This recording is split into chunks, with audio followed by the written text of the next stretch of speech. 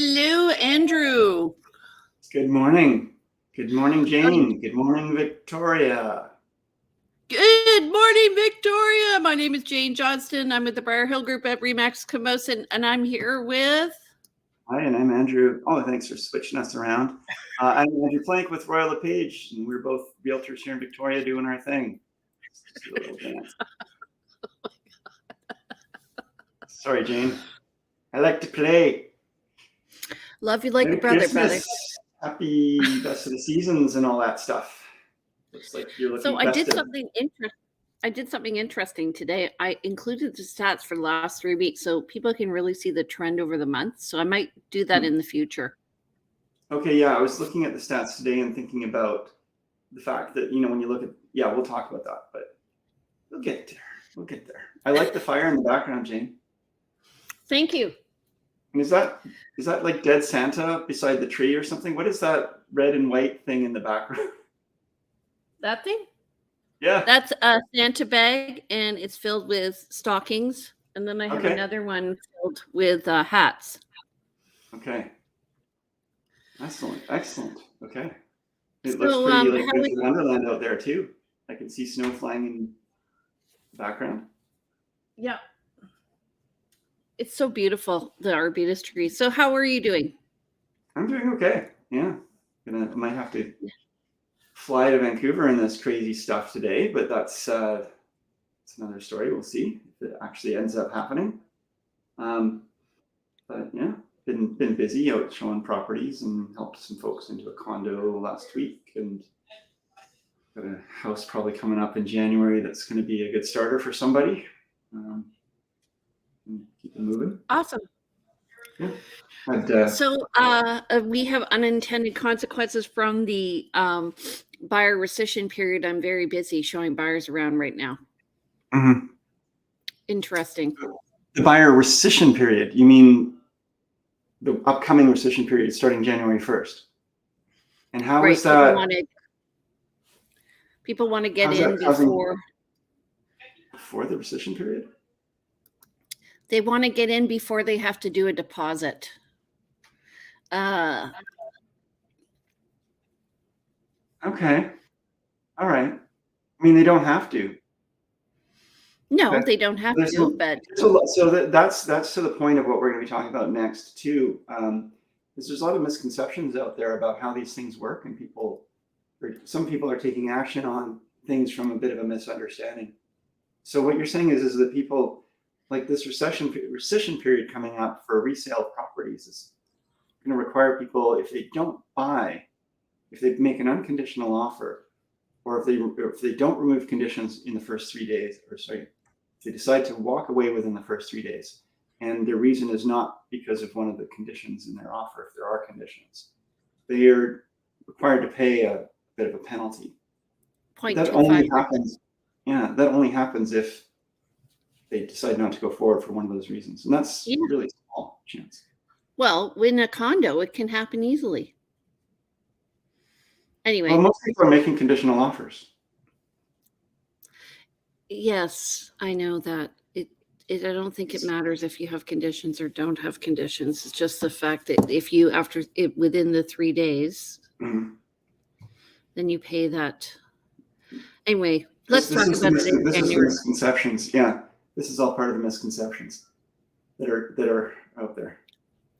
Anyway, they just feel like there's a bit of a risk now. They can't make an offer willy-nilly. They have to put skin in the game, and there's potential consequences depending on when they rescind their offer, if they rescind their offer. How many offers have my clients ever rescinded? Maybe like 2. Yeah, even on new construction, which has always had, as long as we've been in the business, the right for rescission. It's very uncommon to rescind. And even then, there's no skin in the game. Then that's 100% ability to rescind with no requirement for a penalty. So, but anyway, that's not what we're here for today. I feel like I already feel like you and I have like some difference of opinion as to how this goes. So it's probably a good conversation to have, at least for sure. If you're considering buying something and concerned about this rescission period, get all the facts, really understand it, because it is. It's a bit of a new a new terrain. And so we're all sort of trying to figure it out. And it hasn't been too clear with the rules that have been put out so far. But the seller can rescind, and it does not trigger the rescission clause, because if the seller hasn't sold, if it's subject to the seller not selling their house, if they're buying a place and the seller triggers the rescission clause, apparently you don't have to pay any penalty. How does the seller rescind? If they have not sold if they don't remove if the seller has a condition, let's say subject to the seller lawyer approval, Okay. and the lawyer says no, or subject to the seller selling their house or buying another house. Well, the rescission fee only applies really if you're rescinding for a reason outside of the conditions. Just as before, if you've had conditions and you decide to not go forward because of conditions, you're not paying the penalty, even within the first 3 days. Yeah, if the seller rescinds, it doesn't trigger the clause. Right. But it's a very small window too on how a seller could rescind. Because the seller, unless they have their own conditions put in, which is again pretty uncommon. And it's we all know a realtor who puts those in. Right. But it's not, then it's not a rescission either. It's not fulfilling conditions. Okay, semantics. Let's move on. Like I said, there's confusion in these things. Okay. So top 5 reasons why the government's 55 rule is a bad decision. We're going to be talking about that today. The purpose of this discussion is to realize what the unintended consequences are. But first, let's just do our stats. So month to date, yeah. Go ahead, mister. Okay, so month to date. So we're using the left column now, looks like. This does move around, doesn't it? Because sometimes the more current is on the right. No? Oh, yeah, maybe. I think so. So good. We keep it. There's always change here, and just to keep you folks on your toes. So on the left column, the left section, so far December 2022, 223 net unconditional sales. Compare that with 438 from the year before for the full month of December. So I'd say we're a little under target because we're not going to see a lot more unconditional sales by the end of this month. New listings, 292 in the last 19 days. Whereas there were 399 for the full month in December 2021. And active listings were up to 1,869 as of the 19th. And that was a full 652 active listings, wow, in December 2021. Which was unusual. Do we want to talk about the week before? You had the other... No, I'm going to talk about it on this one. So okay. Often, Andrew's mentioned this in the past, the length of the bar doesn't mean that's the number. So the first one on December 5th, we had 148 sales in the 7-day period, 39 in the week of December 12th, and then 22 this past week. So we're really seeing a slowing of the market in terms of new listings. Pending was 100 down to 22 last week, and then 21 this week. So pretty consistent. Price decreases from 85 at the beginning of December down to 18, and then just 8 in the past week. So people are settling down. And then expired listings went from 98 to 14. And then this past week, they're at 44. So people making the decision, this is why the number of listings is down, even though the pending is also down, is because people are taking their houses off the market.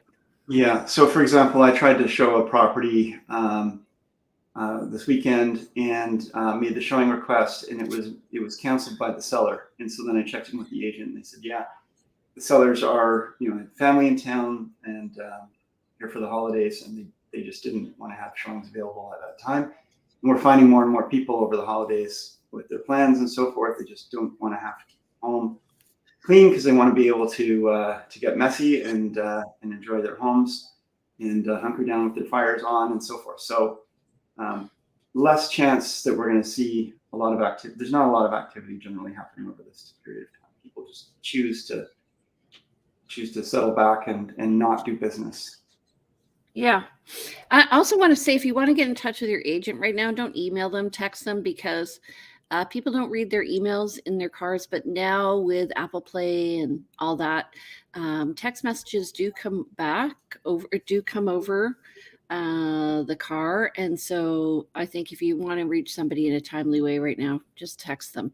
I think it's for me, it's always been that way. If you want to reach someone in a timely way, text or call. Text is best because we're often in a meeting or driving or something.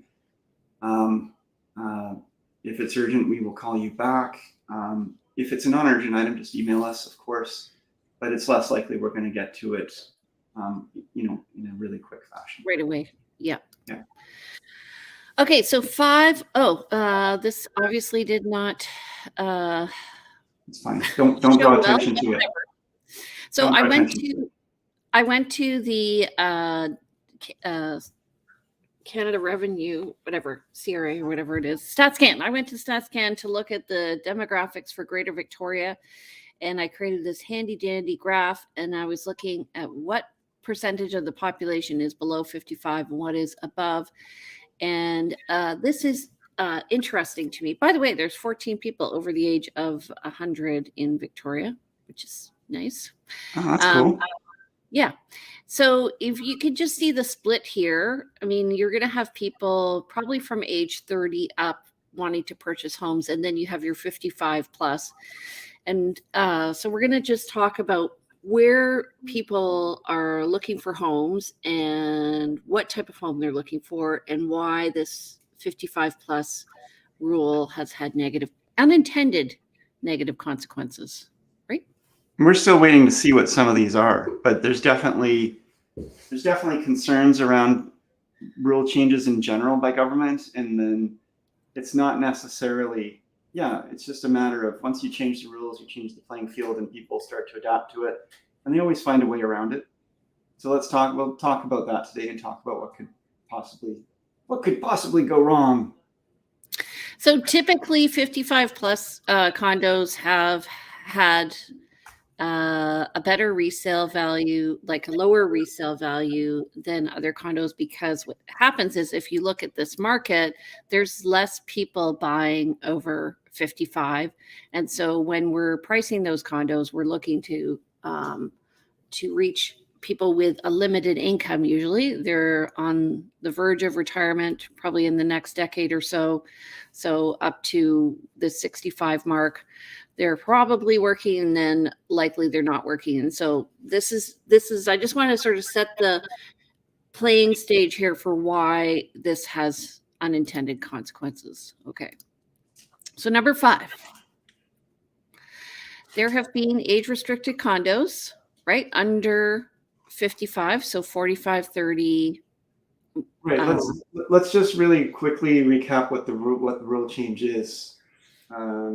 So the rule change is really that in the past, you were allowed to have an age restriction in a strata, and that age restriction could be anything. You could restrict 2-year-olds. You could restrict anyone under 16. You could restrict anybody over 75. There was one number, the 55, that was more, I guess, common and recognized, and even it didn't trigger certain issues with lenders where they were causing problems for. There's certain lenders wouldn't lend if it was a discriminatory practice. So, for example, when lending to a building that restricts people under 19 years old, that's considered a discriminatory practice. But the 55 plus, for whatever reason, is just considered a retirement type of age level, and was the one number that wasn't considered. But they've now removed the ability to put in an age restriction in your bylaws, and any current age restrictions are now waived, other than the 55 plus. So that's the back number there. Basically, if they didn't want babies, they made it 19 plus. If they wanted adults, they were usually looking at 30, 35, 45. And it was kind of an arbitrary number. I don't even know how they came to these numbers, or what the decisions were. It was based on what the strategy of the people on the council was. Stratas are just little tiny governments, right? And it's just a mix of the owners making a decision based on what they think they want best for their use and enjoyment of their units. So it's majority rules generally. It takes 3/4 vote to change these bylaws. So these develop over time. So the rule changed, and a number of people wrote offers, including one of my clients. And we wrote on what was formerly a 45 plus strata. And I noticed in the strata docs when I was reading it that they were allowing kids in the pool, and they were like kid friendly, but it was definitely adult oriented. It was in Broadmead.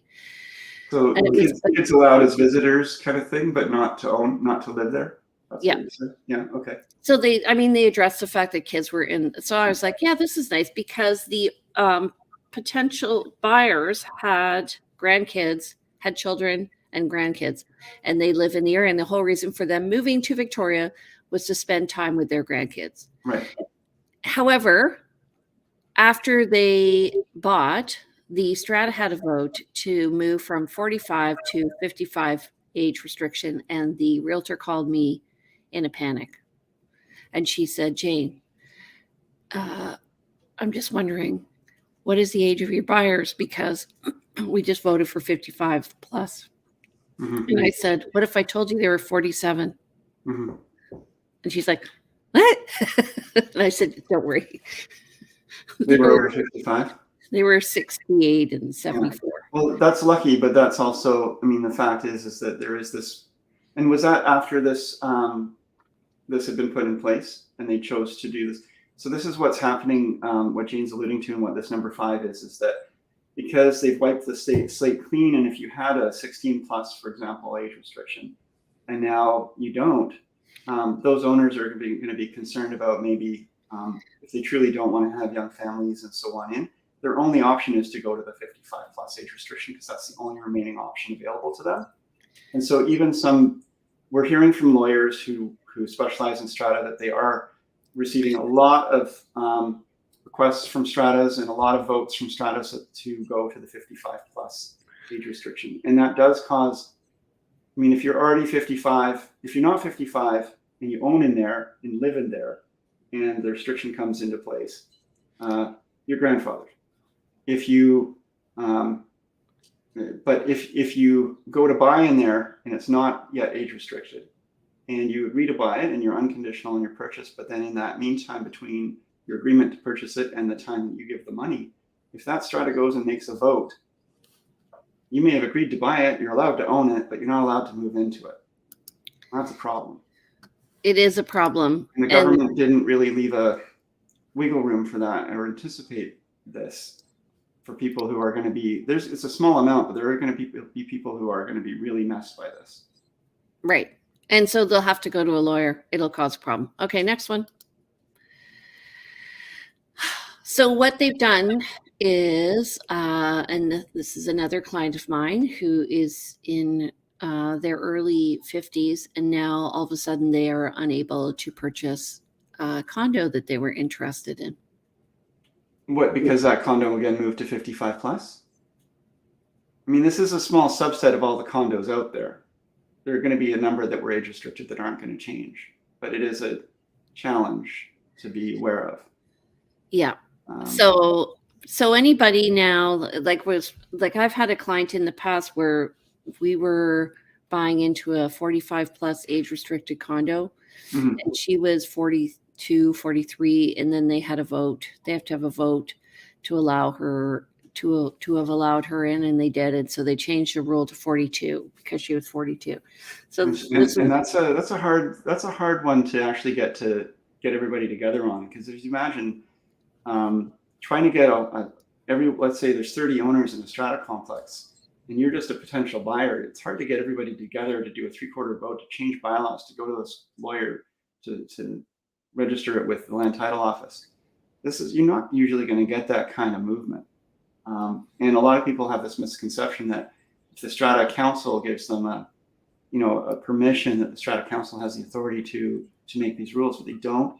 It's the bylaw that you have to go by.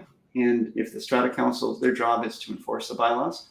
not to interpret or change them. And so people do get in trouble with that, and even realtors don't always understand this. But it's Yeah. the Strata Council really doesn't have any power to authorize this. So, okay, so it limits a large portion of potential buyers. It does limit some buyers from, it's changed the goalposts by removing all these age restrictions. It's actually going to make it so that, people are. It removes everybody to the left side of that line. If you choose to change your bylaws to 55 plus, you lose out on, this whole supply demand. You take off the whole left side from your supply options, and so you do lose potential for money. Okay, number 3, it may, I don't know if this is going to happen or not, but I expect it will. It may change the strategy around planning for contingencies and strategy management. So typically, people who are working are forecasting into the future that they're going to be living there a long time. And so they're historically putting more money into the contingency fund so that when problems arise in the future and they're still living there, that they will be dealt with. So I'm thinking things like the roof, the building envelope, balconies, windows, all of that stuff. And so when somebody's on a fixed income, when you have people who are of retirement, they're often very concerned about managing their money. They may live for a long time. They may live for 30 years after they retire. And so they then become potentially conservative in their planning for contingencies. And so they do have to put money into a contingency reserve fund, but they may deal with building upgrades by special assessments, because if they're not going to be living there in 20 years, they may say, that'll happen in 20 years, so they can deal with it then. The profile of a buyer or an owner is much different if it's 55 plus versus if the age limit, if the ages living in that building are over 55 versus younger. And yes, the whole orientation around how you upkeep and maintain your assets and your thought process around it differs depending on your age. So I think my cat is sitting on my keyboard, so it took me out of the. Okay. And I'm in the spotlight. Can you do that again? Okay. There we go. Thank you. Oh, can you hear me? Yes. Yeah, that's good. Yeah, my cat sat on the keyboard. One of the dangers of this. But yeah, so oftentimes we do see a lot of 55 plus buildings are not supremely well maintained. They're not, unless it's a really high income area, like up on Arbutus Road there. There's the townhouse complex. I see their yard crews are in there working all the time to maintain the grounds to immaculate conditions. All the common properties really well maintained. But then you see a lot of buildings, let's say, for example, in Fairfield that were built in the 70s or 80s, and they're just not choosing to do new windows, not choosing to do new balconies. They're running on the one I ran into you yesterday at, I don't know if you went through their bike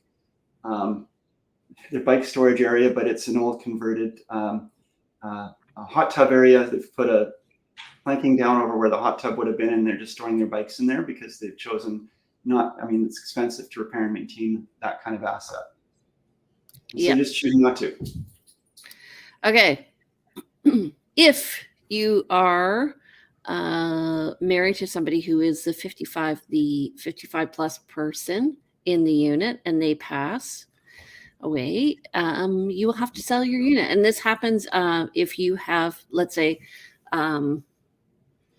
you have children and you are 55 plus and you pass away and your child is not of that age group, they will have to sell. It's no longer an asset. So, and if they rent, the renter has to be 55 plus as well. Yeah, the good news is, I guess, along with this 55, this rule around removing age restrictions other than 55 plus, even if the Strata Council chooses to move the needle so that it's all 55 plus, of course, what we're talking about here hasn't changed if the building's always been 55 plus. It's always been a concern that if someone passes that's under 55, if it's a couple, then they have to sell or they have to really quickly recouple. Find somebody over 55. Get a boyfriend. To move in with them, or girlfriend. Okay, and then for financing for CMHC, we are for 55 plus for any age restricted condos. This was previously any age. You have to have 20% down because CMHC and Genworth won't finance anything that has an age restriction. Yeah. So a lot more money to buy. People in the, not everybody who's 55 plus, a lot of people are struggling financially, and getting financing for a purchase is problematic. Now, this all applies, we're talking about here is condos. And of course, buying a house is a different price point. And one of the reasons people look to condos is because they're more affordable, and there's less upkeep in general because the strata is generally taken care of it. And Yep. even if it's an older building, maybe, and the owner mix is choosing not to do a lot of upkeep, then you'll continue to, I guess, run down the complex and not keep it built up, but at least your costs will be low until that catastrophic thing happens. The other thing that people do, so people move from the condo market often to the mobile home market. It's like a balloon. If you squeeze it on one end, it's like. So like when condos become too affordable, then they move to mobile homes, which require less money up front, but they have higher monthly strata or pad fees. Pad fees, yeah. And they're just, they're a depreciating asset. So anyway, I think this is sad. I do. But this is also, but what you're saying is, and this is what people have to do, they have to make decisions around their finances and money, and better to be proactive about it. And sometimes the best financial decision is to downsize, sell the condo, move into a mobile home park, or move to a different city where places are more affordable. We see that all the time with people moving here from Vancouver and Toronto, where they're concerned about their future. They sell off an asset that's worth more. They come here and get a better lifestyle for less money, and they're very happy. But then we have people doing the same here. They move from here to Duncan, from here to Comox Valley, other areas of Vancouver Island or BC or elsewhere. But the downsize to a mobile home could be the right decision if things are looking tight for you. But yeah, these new rule changes, remains to be seen what all the consequences are. I mean, the big one really is the rule allows rentals, but this one is one that's kind of under the radar and a lot of confusion. One thing a lot of people were confused about, and it's been a misconception, and I'm seeing it in letters to the editor, and a lot of people keep trying to clarify this. The rules came out is no more age restrictions other than 55 plus, and no more rental restrictions. But for some reason, people thought that the exception to the 55 plus also meant an exception to the rental restrictions. So you are still allowed to rental restrict a 55 plus building. That is not the case. You cannot rental restrict any building, even if it's 55 plus. But that has been a big misconception that I've been hearing about out there. A lot of people think they still have rental restrictions on their 55 plus buildings. They do not. And that's why some people are moving to 55 plus thinking they have that. And if you're not property managed, if you're a self-managed council and just sort of talking amongst yourself and repeating wrong information, you may make some decisions that are not in your best interest or not actually connected to the reality of this new legislation. So I do have the news release from this recession period announcement. So it'll at least get people to the right information if they want. Circling back to our initial conversation around the recession period. About all the everything that was happening regarding this is a 55 plus. Looking at the all the rules that came out in November. Okay. The announcement. So it's called the recession period, or we're really more referring to the strata rules. The strata rules. Okay. Sorry, you said recession period. Oh, sorry. Yeah. Okay. I'm also, it's funny. Did you have too much eggnog last night, Jane? No, but I did have a glass of shipping. But I'm actually looking up again the home buyer recession period because when I'm looking at the government rules, it's not very clear. I'm like, how is he interpreting it differently than I am? But anyway, this is why, because we're crazy. Are we crazy? We are crazy. It's a good kind of crazy, though, folks. Just mildly Anyway, crazy, just enough to be interesting, hopefully. so How any do more people thoughts reach about you? this? Hmm? Any more thoughts about this?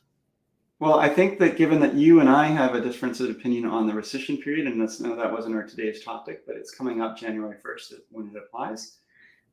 We've had a lot of meetings and talks at our brokerage about this. I'm sure you have as well. The government isn't going to try to, I mean, they're trying to protect the consumer, but at the same time, it creates there's been a lot of confusion about it.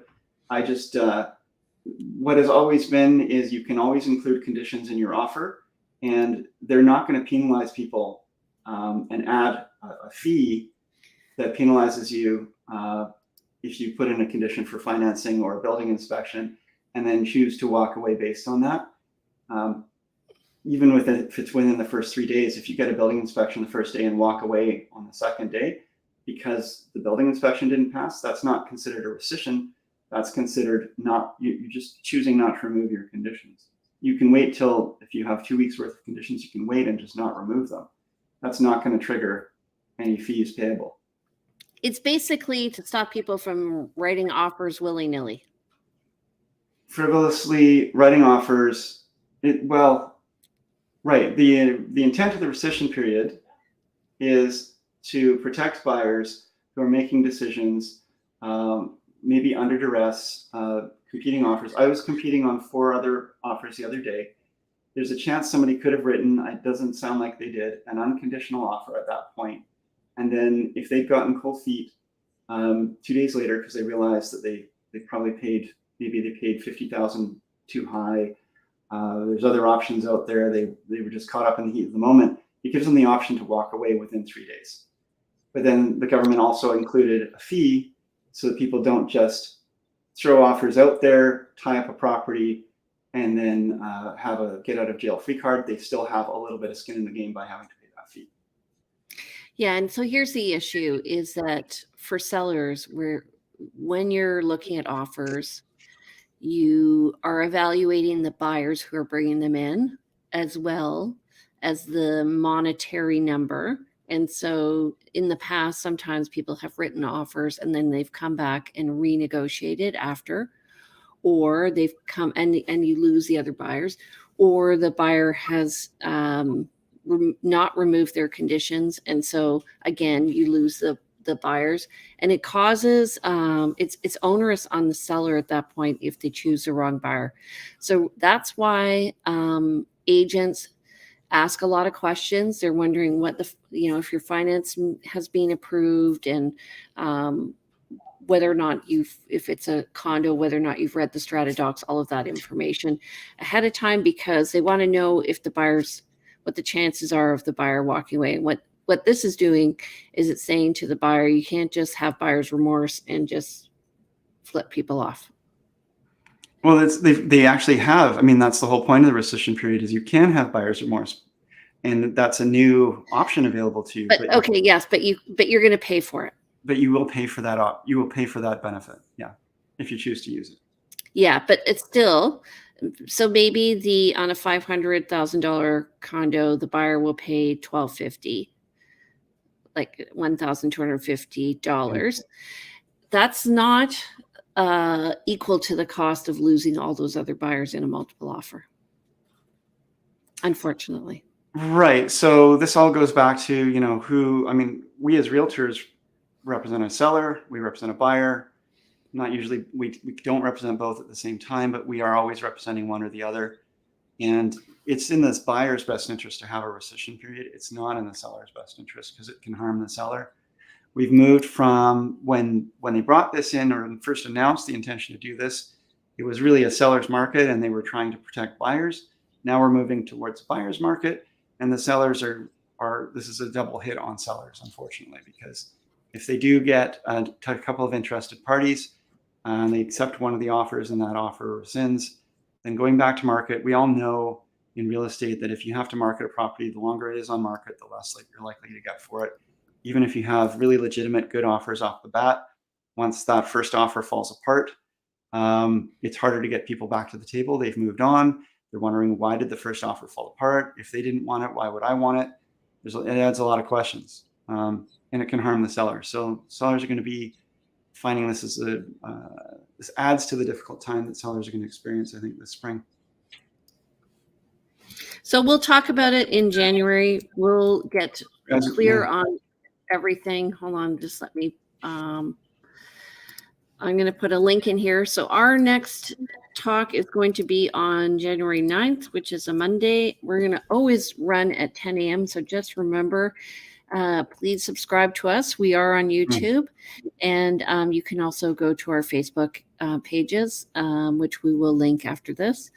And if you have any questions or comments, or you want us to cover a certain topic, please text us or message us. If you are in an industry, please send us a message that you'd like to be a guest on the show. We'd love to have you. And if you're a realtor also, as in the industry, we welcome the conversation. We welcome your opinions. We welcome the discourse. Please comment. The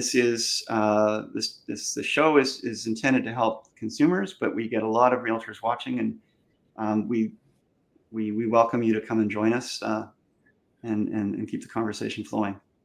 Free professional development. How do people reach you, Andrew? Yeah, reach me. Reach out at 250-360-6106. info@andrewplank.com is my email.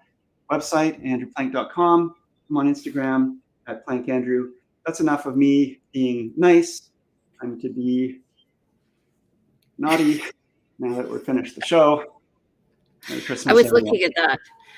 Okay, and you can reach me. My name is Jane Johnston. My number is 250-744-0775. You can also reach me by email at briarhillgroup@gmail.com. My websites are briarhillgroup.com or vancouverislandtime.com, where you can see these and other videos on buying and selling, as well as neighborhoods. And I'm on Instagram as Realty Teacher, Remax Victoria, and Vancouver Island Luxury Living. All right, you guys. Have a great holiday. We'll see you next year on January 9th at 10 a.m. Happy holidays, everyone. Thanks, everyone. Happy holidays. See you later. Bye. See you later, Jane.